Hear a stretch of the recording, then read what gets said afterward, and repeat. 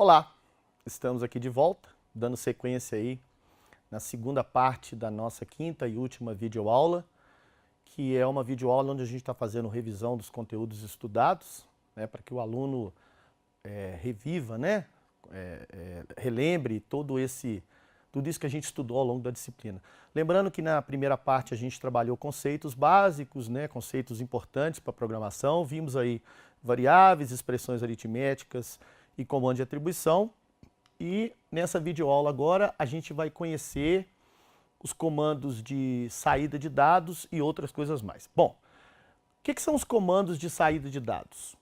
Basicamente, todo programa de computador é importante que ele mostre na tela ou em algum dispositivo de saída alguma coisa.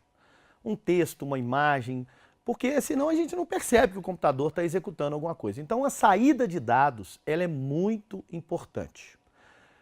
No Visualg nós temos basicamente um comando que tem um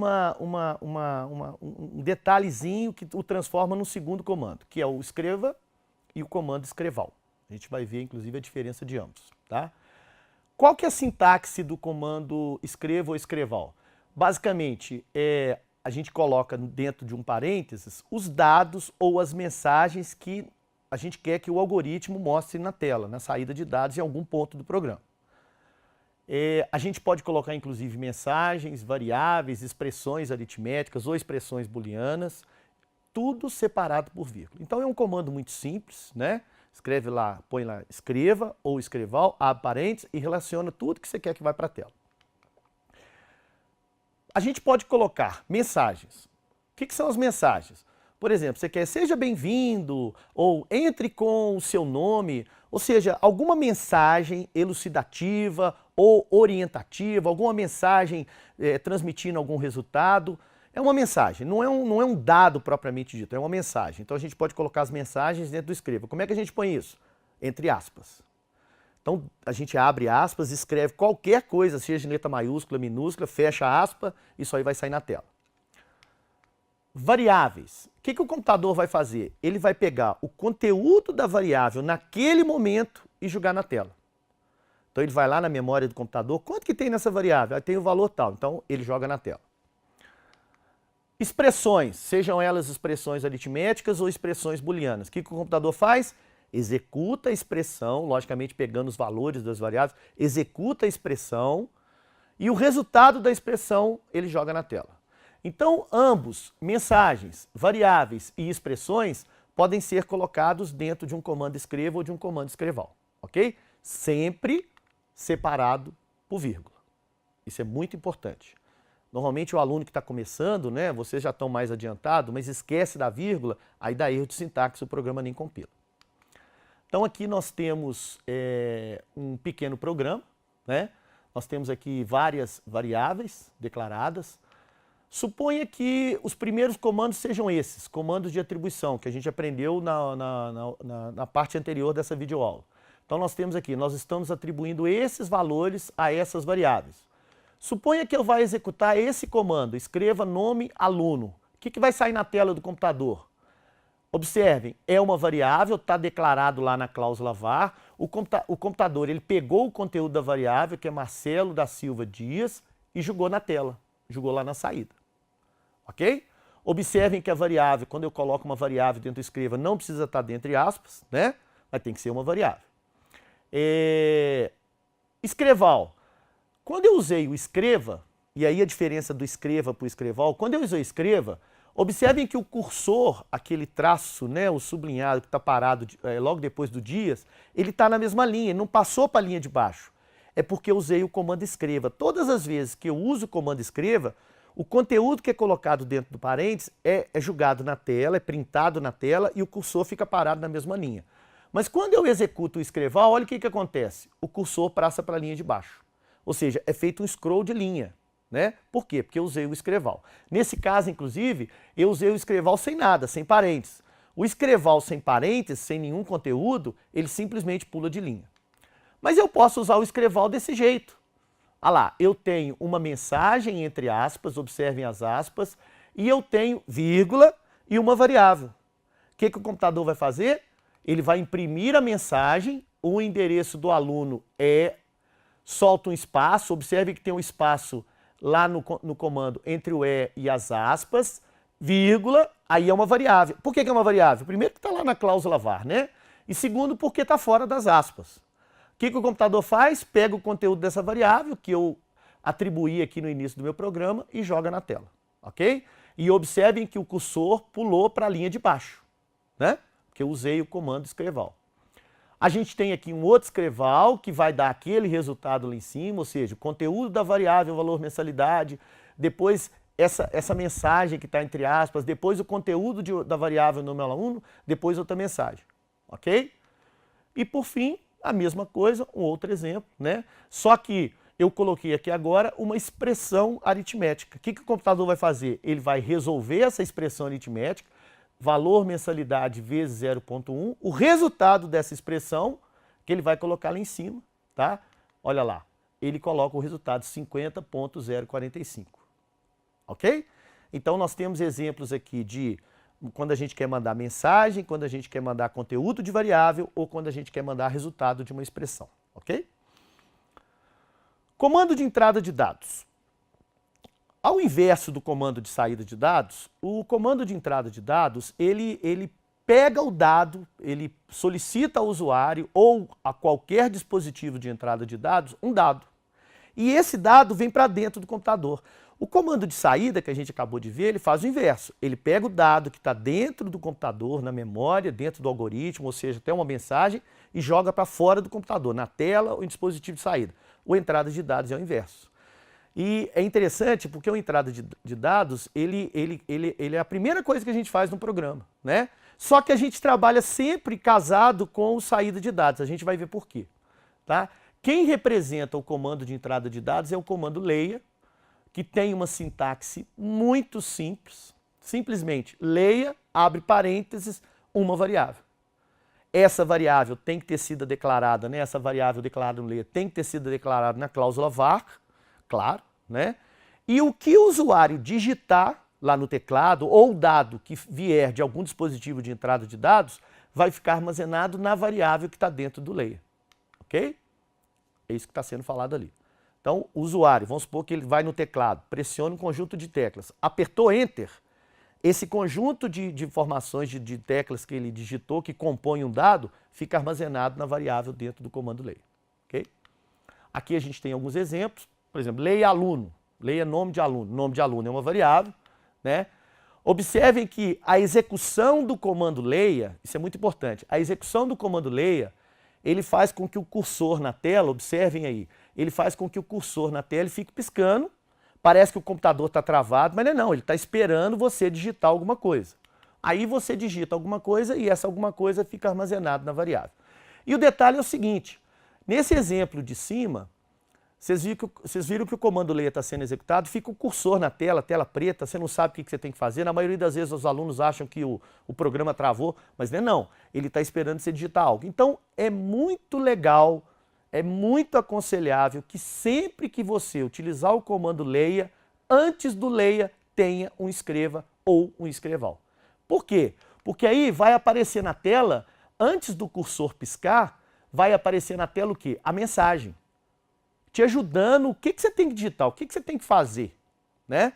Então aparece uma mensagem, informe o nome do aluno, aí você vai lá e digita alguma coisa. Você já pensou se você chegar num caixa eletrônico, num banco, né? Você chegou lá no caixa eletrônico, a tela preta e o cursor piscando no centro da tela? Você ia ficar perdido, né? Então o que acontece? Coloca-se uma mensagem antes, digite o código da sua agência ou digite sua senha, né? Então o comando de saída de dados com a mensagem, ele é muito útil antes do comando leia, porque ele ajuda o usuário para que o usuário digite o dado correto. Bom, um outro comando também que é muito importante, a gente viu com muito detalhe aí para trás, mas vale a pena a gente revisar ele, é o comando se. O comando se, gente, ele representa aquelas estruturas de decisão. O comando se, ele ajuda o algoritmo quando há necessidade da gente executar um ou outro grupo de comandos. Que dependendo de alguma situação, de alguma condição pré-determinada, o algoritmo tem que fazer uma coisa ou fazer outra. Fazer um cálculo ou fazer outro. Então, o comando se, ele é muito útil para esse tipo de coisa. né? Ele é representado pelo si e o fim si, e ele tem duas formas. Ele tem a forma simples, só com o comando então, e ele tem a forma composta com o então e o se não. A gente vai ver ambas essas formas. A forma simples. Então essa é a sintaxe do comando si com a forma simples. Se, condição, então, aí vários comandos, fim si. Essa condição colocada no cabeçalho do comando si nada mais é do que uma expressão booleana. A gente viu isso na parte anterior dessa videoaula. É uma expressão booleana cujo resultado, quando o computador executa, dá verdadeiro ou falso. E aí como é que funciona? Vamos lá, o computador vem executando os comandos antes do si. Chegou na condição, ele testa. Ele resolve essa condição. Ela é verdadeira ou falsa? Opa, essa condição é verdadeira. É verdadeira? Ah, então ele vai executar os comandos que estão dentro ali na sequência. Executou os comandos, continua executando os comandos de baixo. Então, de novo, chegou no si, a condição é verdadeira, entra, executa os comandos dentro do si e continua lá para baixo. Agora, vamos supor que ele chegou no si e a condição é falsa. Ele resolveu, a condição é falsa. O que ele faz? Simplesmente pula todos esses comandos que estão dentro do si. Os comandos dentro do si deixam de ser executados. Simplesmente. Algum cálculo que você tenha colocado aqui, alguma mensagem que você vai jogar para a tela, isso não vai ser executado. Ok? Essa é a forma simples. Como é que é a forma composta? A forma composta, gente, ela utiliza o se não, igual a gente está mostrando aqui. Tá?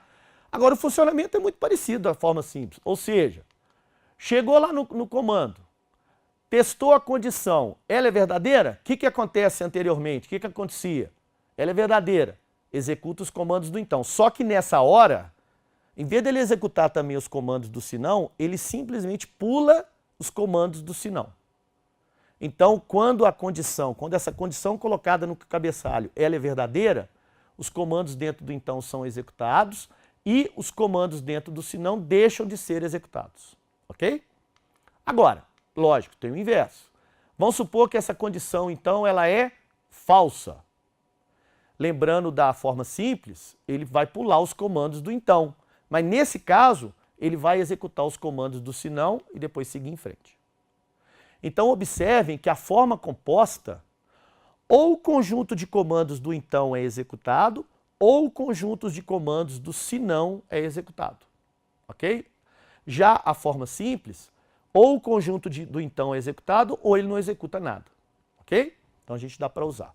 E detalhe, a gente pode usar, porque nem sempre a gente só tem duas situações. Aliás, na maioria das vezes não é assim. Normalmente a gente tem mais de uma situação, mais de um caminho a seguir, né? Então o que acontece? A gente pode usar o que a gente chama da forma aninhada do sis, ou seja, um si dentro do outro. Você pode utilizar quantos sis forem necessários dentro do outro. É o que a gente chama de estrutura aninhada de sis. Observem que eu tenho um si completo aqui embaixo, que está dentro do então, desse outro si interno, que por sua vez está dentro do si externo. Então nós temos aqui um si interno, um si intermediário e um si externo. E o programa vai testando. Se a condição 1 for verdadeira, executa os comandos do então da condição 1 e sai fora, vai para o final dos comandos lá para baixo. Se a condição 1 for falsa, o que ele faz? Ele vai para o senão e aí ele testa a condição 2.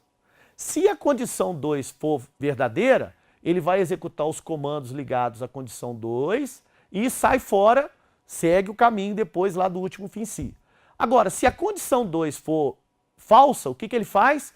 Ele vai para o senão, testa a condição, aqui na verdade tinha que ser condição 3, ele testa essa terceira condição. Se essa terceira condição for verdadeira, ele executa os comandos dessa terceira condição. Mas se ela for falsa, aí ele pula para o senão, executa os comandos dessa terceira condição. Observem que eu tenho aqui esse primeiro conjunto de comandos, eu tenho esse segundo conjunto de comandos, eu tenho esse terceiro conjunto de comandos e eu tenho também esse quarto, né, conjunto de comandos. Né? Ou seja, nesse caso, eu criei 4 caminhos diferentes para o algoritmo seguir. E isso aí eu posso criar 5, 6 à medida que eu vou colocando vários Cis um dentro do outro, ok? Olha um exemplo. Criar uma lógica condicional para a tabela a seguir. Observe, isso aqui é uma coisa até que acontece mesmo. Os valores monetários não estão certos, mas o cálculo do INSS, que é o imposto que a gente paga para ter, entre aspas, né, médico e hospitais gratuitos pela rede pública, todo trabalhador tem descontado em folha. 8% se ele ganha até um valor X, no caso aqui nós estamos colocando um valor fictício, R$300, ele é descontado em 9% se ele está dentro dessa faixa, ou ele é descontado em 10% se ele está acima desse valor, ok? Então, dependendo do salário, vai ser um percentual, outro ou outro. São 3 opções possíveis. Como é que eu crio um algoritmo usando o Si? Bom, eu posso, do jeito que está aqui, criar 3 Cis de forma simples, né? Se salário for menor ou igual a 300, calcula 8%. Aí, fim Si, eu criei agora um segundo Si, né, com uma expressão booleana composta, né, com um operador lógico aí, I. Ou seja, para cair no 9%, ambas as condições aqui do Si têm que ser verdadeiras, porque eu estou usando o I. Ou seja, tem que estar dentro desse intervalo. Se não, aliás, não tem o se não, eu parto para um terceiro Si, né, e esse terceiro Si está testando se o valor é maior do que 1000. Posso montar desse jeito. Essa estrutura está correta, não tem problema. Mas a gente poderia colocar um Si dentro do outro, né? Fica mais fácil, inclusive, de até enxergar o algoritmo, entender exatamente o que o algoritmo faz. Ok? Então, nesse caso aqui, ó, eu coloquei um Si dentro do outro. Tá? E garanto para vocês, somente um desses 3 percentuais é que vai ser calculado. E olha o detalhe, a leitura do valor do salário ela é única, está fora do Si. E a impressão do salário lá no finalzinho, ela é única. Por quê? Porque eu usei a mesma variável INSS para calcular os 3 valores percentuais. Então, um dos 3 vai ser calculado, aí no final do meu programa eu imprimo o conteúdo dessa variável, o valor do INSS calculado. Ok? É muito importante que a gente coloque dentro de uma estrutura condicional, de uma estrutura de decisão, de um comando Si, somente comandos, somente coisas que vão variar. Uma entrada de dados que varia, um cálculo que varia, uma saída de dados que varia, mas aquelas coisas que não variam, aqueles cálculos que são os mesmos para todos, eles são colocados fora da estrutura condicional. Porque se você repete os comandos dentro das várias opções da estrutura, os vários caminhos da estrutura condicional, o seu algoritmo fica muito grande e você corre muito risco de errar alguma coisa, ok? Aqui a gente tem então um Si dentro do outro. Bom, no próximo bloco, que vai ser a nossa terceira e última parte, a gente vai rever então as estruturas de repetição, né? A gente vai ver os comandos para, enquanto e repita. E aí a gente fecha a nossa revisão. O próximo bloco vai ser super importante, a gente vai fazer uma revisão pesada desses 3 comandos, que são comandos muito importantes em conjunto com o Si na construção de um algoritmo. Eu espero vocês lá para a gente fechar com chave de ouro esse conjunto de videoaulas que a gente está trabalhando aí com vocês. Obrigado.